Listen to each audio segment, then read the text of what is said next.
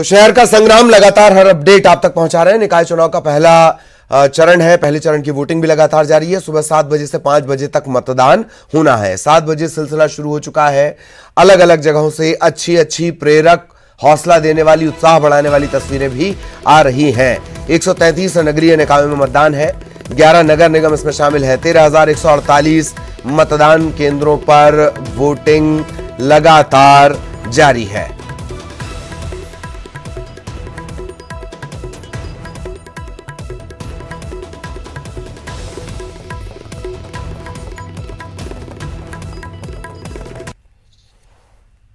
महत्वपूर्ण दिन है चूंकि शहर की जनता जो है आज अपने श्रेष्ठ उम्मीदवार का चयन करने, मतदान करने जाएगी। हमारे साथ इस वक्त कांग्रेस की ओर से महापौर प्रत्याशी जगत बहादुर सिंह अन्नू जी मौजूद हैं, जिन्होंने माता जगत जननी के चरणों पर नमन करते हुए अपने दिन की शुरुआत की है। अन्नू जी, बेशक आज निर्णायक दिन है, आज जनता का आशीर्वाद कितना मिलेगा, इसका फैसला ईवीएम में कैद होगा, क्या कहेंगे? उमंग, उत्साह है लोगों के अंदर। वोटिंग परसेंटेज भी अच्छा होगा और मुझे ऐसा लगता है कि माता रानी कृपा करेंगी। वक्त बदलाव का है ये। 15 साल और 18 साल लगभग जबलपुर शहर की सत्ता में, प्रदेश की सत्ता में उनके पास हैं और अब बदलाव करके 5 वर्ष जबलपुर शहर के नागरिक हम लोगों को देंगे, सेवा करने का मौका देंगे और निश्चित तौर पर हम लोग 5 वर्ष के अंदर जबलपुर शहर को विकसित शहर, एक बेहतरीन शहर बनाएंगे। बेशक तमाम मसले क्या रहेंगे आप लोग अपने जनता के बीच रख चुके हैं। सोशल मीडिया वॉर भी हो चुका, साम दाम दंड भेद, कहीं ना कहीं तस्वीर भी देखने को मिल चुकी है। जनता को क्या भ्रमित करने का प्रयास किया गया था और क्या जनता भ्रमित हो पाई? आज चूंकि निर्णायक दिन है, कितना आश्वस्त हैं आप? देखिए, हम लोगों ने तो तन और मन लगाया। धन और साम दाम दंड भेद उन लोगों ने लगाया। हम लोग तो जैसे सामान्य तौर पर लोगों के पास जाना चाहिए, आग्रह करना चाहिए। हम लोग तो इस विश्वास पे चुनाव लड़े कि हम लोगों ने पिछला जो 25 वर्ष का हम लोगों का इतिहास है, उस इतिहास के साथ चुनाव लड़े, लोगों से वोट मांगा। लोगों ने बहुत आशीर्वाद दिया, बहुत खुश थे लोग और उन्होंने जो भी किया, चाहे हमारे संकल्प पत्र को बदला, संकल्प पत्र को उन्होंने गड़बड़ी करी, उसमें उसकी चर्चा आगे करेंगे। जो उनको करना था उन्होंने किया, परंतु यह जबलपुर शहर के नागरिक भली भांति जानते हैं इस बात को कि उनको अपना किसको आशीर्वाद देना है, किसको प्रत्याशी और किसको अब अपना महापौर चुनना है। मुझे ऐसा लगता है भरपूर आशीर्वाद हम लोगों को आज मिलेगा। भरपूर आशीर्वाद मिलेगा, ये कहना है कांग्रेस की ओर से महापौर प्रत्याशी जगत बहादुर सिंह अन्नू का। बेशक एक कड़ी टक्कर है, एक हॉट सीट हम कह सकते हैं सूबे में जबलपुर नगर निगम, और बेशक आज जनता अपना प्रत्याशी की किस्मत का फैसला ईवीएम में कैद कर रही है और कांग्रेस की ओर से जो उम्मीदवार है उन्हें अपनी जीत का पूरा भरोसा है। कैमरा पर्सन विवेक मिश्रा के साथ प्रतीक अवस्थी, न्यूज़ 18 जबलपुर।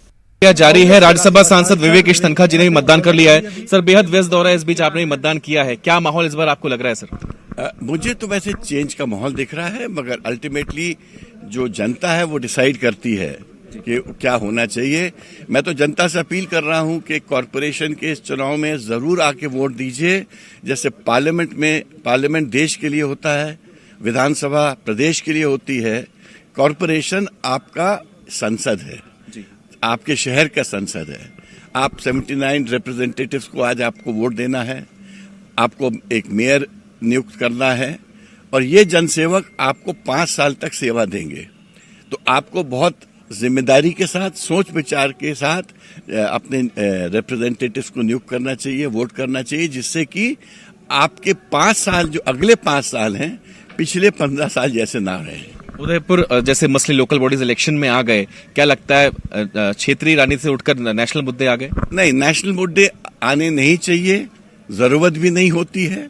मुझे तो अच्छा लग रहा है। मुझे लगता है कि चेंज के प्रति रुचि है, मगर अल्टीमेटली जनता मालिक है, जनता डिसाइड करेगी। जनता मालिक है, जनता डिसाइड करेगी। और इस बार माहौल जो है वो बेहद पक्ष में है कांग्रेस के। यही वजह है कि तमाम नेशनल मुद्दे जो थे वो लोकल बॉडीज इलेक्शन में आ गए हैं। राज्यसभा सांसद विवेक तनखा से जुड़े हुए थे, जिन्होंने हाल ही में अपने मताधिकार का उपयोग करते हुए मतदान किया है और उनको भरोसा है कि जनता भी श्रेष्ठ नेतृत्व का चयन करेगी। कैमरा पर्सन विवेक मिश्रा के साथ प्रतीक अवस्थी, न्यूज़ 18 जबलपुर। तो आपने सुना, विवेक तनखा भी मतदान के लिए पहुंचे हुए थे। जगत बहादुर अन्नू इनका नाम है, अन्नू के नाम से भी ये जाने जाते हैं, जगत बहादुर सिंह अन्नू। जगत वर्सेस जितेंद्र की लड़ाई है जबलपुर में। तो उन्होंने भी मतदान कर दिया है, दावा उन्होंने भी किया है। और विवेक तनखा, उन्होंने भी अपना मतदान किया है। अपील भी उन्होंने की सभी से कि वो वोट करने जाएं। और सिंगरौली में भी, सिंगरौली से सहयोगी राज द्विवेदी इस वक्त हमारे साथ जुड़े हुए हैं। मनोज भी आपको नजर आ रहे होंगे, लेकिन पहले सिंगरौली आपको लिए चलते हैं। राज, क्या कुछ अपडेट और किस तरह के चुनावी मुद्दे, कितना कड़ा मुकाबला? राज,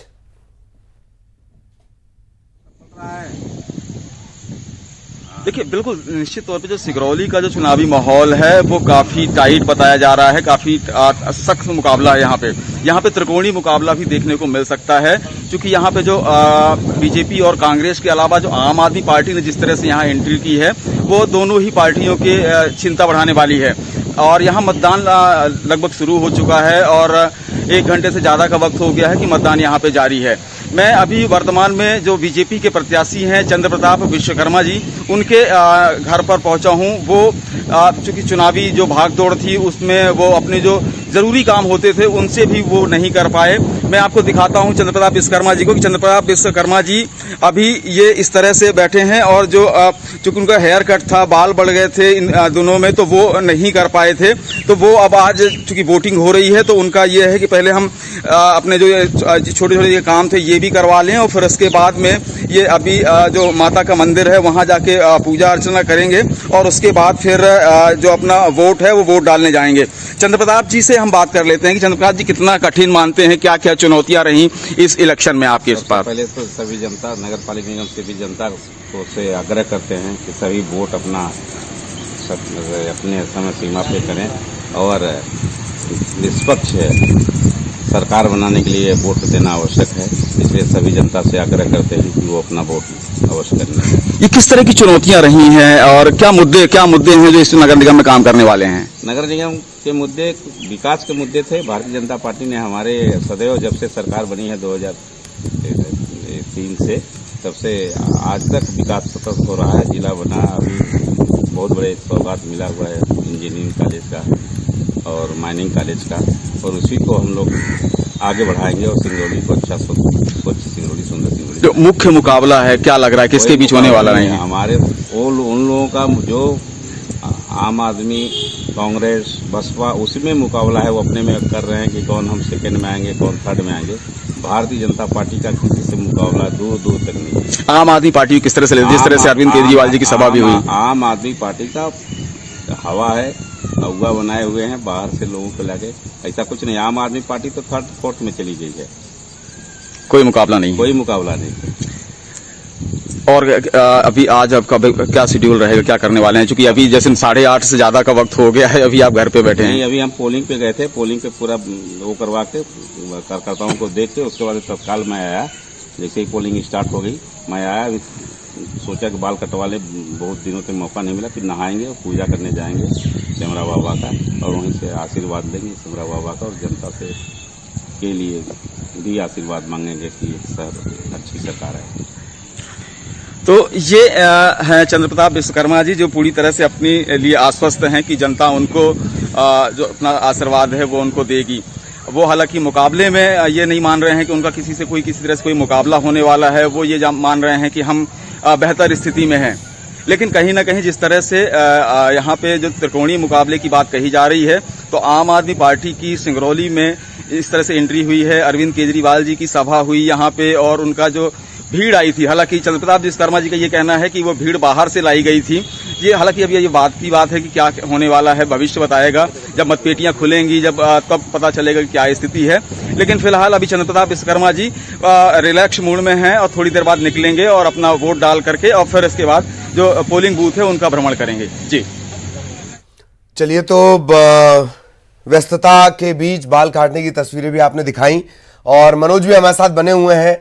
मनोज, आप एक पोलिंग बूथ का भी जिक्र कर रहे थे, बड़े अच्छे तरीके से सजाया गया है। इन सब के बीच मौसम की मेहरबानी कितनी, कब तक रहेगी मौसम की मेहरबानी मतदाताओं पर? मनोज,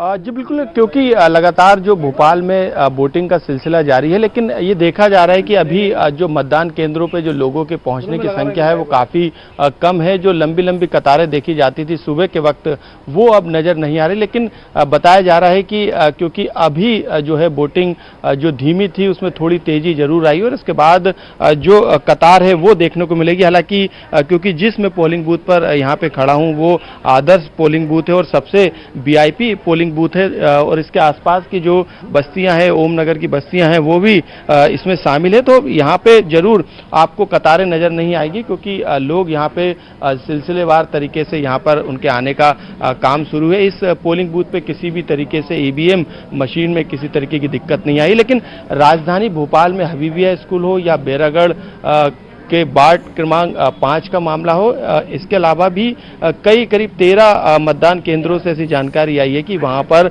जो EVM मशीन है उनमें तकनीकी दिक्कत आई थी। हालांकि 15 से 20 मिनट और करीब आधे घंटे तक इन मशीनों को बदलने का काम, क्योंकि रिजर्व में मशीनें हर पोलिंग बूथ और सेक्टर स्तर पे रखी जाती है तो उनको बदलने का काम कर दिया गया है और यही कारण है कि कई जगहों पर आधे घंटे के बाद अब फिर से वोटिंग जो है वो शुरू हो गई है। लेकिन जो राज्य निर्वाचन आयोग की तरफ से जो टीमें गठित की गई थी सेक्टर स्तर पे तकनीकी खामियों को दूर करने के लिए, वो तमाम जगहों पर तैनात है और तमाम पोलिंग बूथ पर जहां से इस तरीके की शिकायतें आ रही हैं वहां पर पहुंचने का काम कर रही है। और यहाँ पर जो पोलिंग बूथ है 74 बंगले का, जहाँ पर तमाम VIP चाहे प्रशासनिक अधिकारी हो या राजनेता हो, उनके आने का सिलसिला करीब 9:30 बजे के बाद शुरू होगा। मंत्री विश्वास सारंग, प्रज्ञा ठाकुर के अलावा यहाँ पे collector ACS home Rajesh Rajora जो है अपना मताधिकार का इस्तेमाल यहाँ पर करेंगे। लेकिन उससे पहले जो आसपास की जो ओम नगर है या फिर पत्रकार कॉलोनी के आसपास की जो जगह जहाँ पे बस्तियाँ हैं वहाँ के लोगों का सिलसिला जो है यहाँ पर लगातार जारी है और जो वोटिंग जो परसेंटेज है वो लगातार अब बढ़ता हुआ नजर आ रहा है। ललित, जिस तरीके से मौसम विभाग की बात है तो मौसम विभाग ने कल अलर्ट जारी किया था कि भारी बारिश जो है राजधानी भोपाल में हो सकती है। हालांकि यहाँ पे हम बात करें तो जो बादल हैं वो जरूर आसमान में नजर आए थे, छाए हुए थे, लेकिन अब ये बादल भी शायद मतदान को देखते हुए छटने लगे हैं। तो ऐसे में बारिश की संभावना फिलहाल अभी तो किसी तरीके की नहीं बनती हुई नजर आ रही और मौसम जो है पूरी तरीके से यहाँ पर खुला हुआ है। तो ऐसे में अब तेजी जरूर आएगी क्योंकि लोगों को ये लग रहा था कि बारिश का दिन आज दिन भर रहेगा। ऐसे में लोगों के अंदर ये डर भी था, लेकिन क्योंकि अपील भी तमाम जगहों से की गई, नेता हो या प्रशासनिक अधिकारी हो, तमाम लोगों की तरफ से अपील की गई। न्यूज़ 18 भी अपील लगातार कर रहा है। तो ऐसे में जो वोटर्स हैं वो देख सकते हैं आप, इसी तरीके से उनके आने का सिलसिला लगातार, चाहे VIP पोलिंग बूथ हो या आम पोलिंग बूथ हो या आदर्श पोलिंग बूथ हो, वहाँ पर उनके सिलसिला जो है आने का लगातार बढ़ता जा रहा है। करीब 1 बजे तक संभावना यह है कि जो कतारें हैं वो फिर से देखी जाएंगी। सुबह के वक्त जरूर करीब एक घंटे के समय तक जो है वो मतदान का प्रतिशत तेजी से बढ़ा था, लगातार लोगों की पहुंचने की संख्या बढ़ी थी, लेकिन उसके बाद जो है थोड़ी धीमी गति से जो है वोटिंग यहाँ पर चल रही है तमाम पोलिंग बूथ पर। लेकिन मौसम खुला हुआ है, ऐसे में अब जो है बूथ लेवल पे जो पार्टी स्तर के जो कार्यकर्ता हैं वो भी अब लोगों के घर पे जाके जो है मतदान। पुष्यमित्र कुछ कह रहे हैं, सुनवाते हैं जरा। पुष्यमित्र भार्गव, रोले जी भैया, आपने मतदान कर दिया है, अभिषेक भैया मतदान कर दिया है, क्या कहेंगे आप, कैसा महसूस कर रहे हैं? एक नागरिक के रूप में जो मेरी जिम्मेदारी है मैंने उसका निर्वहन किया है। शहर के नागरिक के रूप में मेरे पूरे परिवार ने एक साथ मतदान किया है और वैसे भी हमेशा मैं इसको उत्सव की तरह मनाता हूं। आज मेरे लिए थोड़ा बड़ा उत्सव है। आप जीत को लेकर कितने आश्वस्त हैं अभी आप? माननीय शिवराज सिंह जी चौहान के विकास का मॉडल और विष्णु दत्त शर्मा जी के नेतृत्व में संगठन के एक कार्यकर्ता ने जो अपना प्रण प्राण से जुटे हैं उसके आधार पर जीत सुनिश्चित है। सीएम शिवराज सिंह 8 घंटे रहे और रोड शो के आखिरी दिन में पूरी ताकत लगाई बीजेपी ने।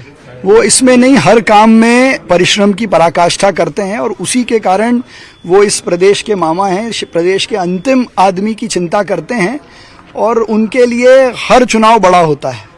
क्या मानते हैं इंदौर मतदान में भी नंबर 1 होगा जैसे स्वच्छता में है? आज ऐसी उम्मीदें की जा आज सकती हैं? सुबह से जो 7 बजे से लगातार जो रुझान आ रहे हैं, लोगों का जो उत्साह देखने को मिल रहा है, सोशल मीडिया पे जो प्रतिसाद मिल रहा है, मुझे निश्चित तौर पे विश्वास है कि इंदौर वोटिंग में भी नंबर 1 बनेगा। कल कई घटनाएं भी हुई, शहर में कुछ विवाद की जानकारी भी सामने आ रही, कांग्रेस के प्रत्याशी और बीजेपी के कुछ नेता भी वहां पर पहुंचे थे। धनबल के सामने आत्मबल की इस लड़ाई में पिछले 2-3 दिन से धनबल और बाहुबल पूरा बौखलाया हुआ है, घबराहट में है।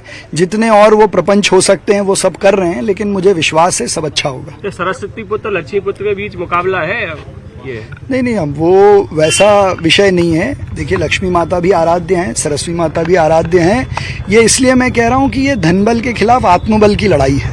बारिश का नुकसान आपको होगा? बारिश भी अगर हुई तो ऐतिहासिक मतदान होगा इंदौर का। कई मतदान के बदलने पड़े हैं बारिश का पानी भरने की वजह से।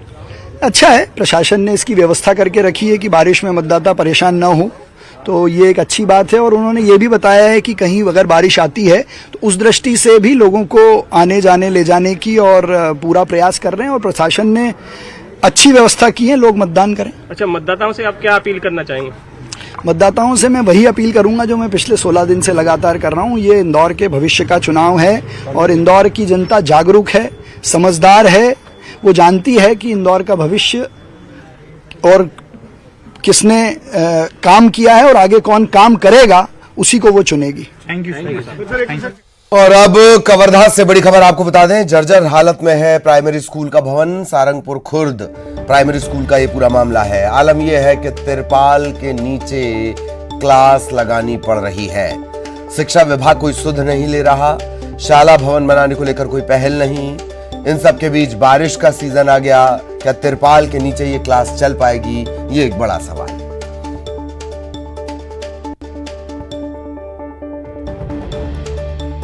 तो ये तस्वीरें भी आप देख रहे हैं, इस जर्जर हालत में है प्राइमरी स्कूल का भवन, लिहाजा तिरपाल के नीचे बच्चे पढ़ रहे हैं।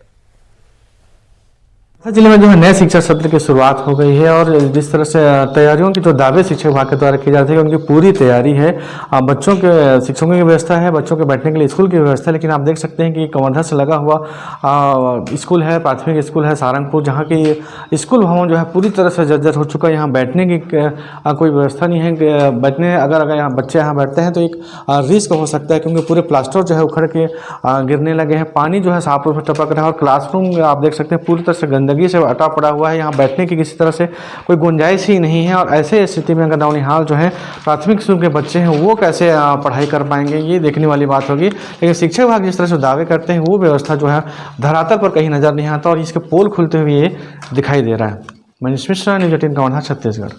सरकारी शिक्षा व्यवस्था की क्या हालात हैं, क्या स्थिति है, इसकी एक बानगी देखने को मिली है। सारंगपुर स्कूल है, ये प्राथमिक शाला है जहाँ पे बच्चों को बैठने के लिए किसी तरह से कोई सुविधा नहीं है। पुराने स्कूल भवन जो है पूरी तरह से जर्जर हो चुके हैं, जिसके चलते जो है यहाँ एसएमसी जो है और यहाँ के पालक जो है उनके द्वारा वैकल्पिक व्यवस्था की गई है। यहाँ पे निर्माणाधीन एक मंच है, वहाँ पे तिरपाल लगाकर जो है बैठने की व्यवस्था की गई है। जहाँ बच्चे जो है गर्मी में बढ़ने को मजबूर है, किसी तरह से कोई यहाँ सुविधा नहीं है। लेकिन रिस्क है, इसके चलते जो है स्कूल भवन में, पुराने स्कूल भवन में बिठाया नहीं जा रहा है। शिक्षा विभाग इसमें भली लाख दावे कर ले, उनकी पूरी व्यवस्था की बात तो जरूर कही जाती है, पर धरातल में ऐसी तस्वीर जो है देखने को नहीं मिलती। और जो तस्वीर यहाँ पे बयां करते हैं उससे आप अंदाजा लगा सकते हैं कि सरकारी शिक्षा व्यवस्था को लेकर शासन प्रशासन कितना गंभीर नजर आता है। मनीष मिश्रा, न्यूज़ 18 कवर्धा, छत्तीसगढ़। तो तस्वीरें आप देख रहे हैं, किस हालत में बच्चों की पढ़ाई हो रही है। अभी तिरपाल से काम चल भी गया तो आगे क्या होगा। मौसम विभाग का अलर्ट है, तेज बारिश का दौर शुरू होने वाला है और इन सब के बीच तिरपाल के नीचे क्लास। सहयोगी मनीष हमारे साथ जुड़े हुए हैं। मनीष, अभी तक तो मामला चल गया, तिरपाल के नीचे क्लास लग गई, अब बारिश का सिलसिला शुरू हो जाएगा, तब क्या? बिल्कुल ललित, ये जिस तरह से जो तस्वीर सामने आई है उससे समझा जा सकता है कि सरकारी सिस्टम कैसे काम करता है, किस परिस्थितियों में जो है बच्चे वहां पे पढ़ रहे हैं।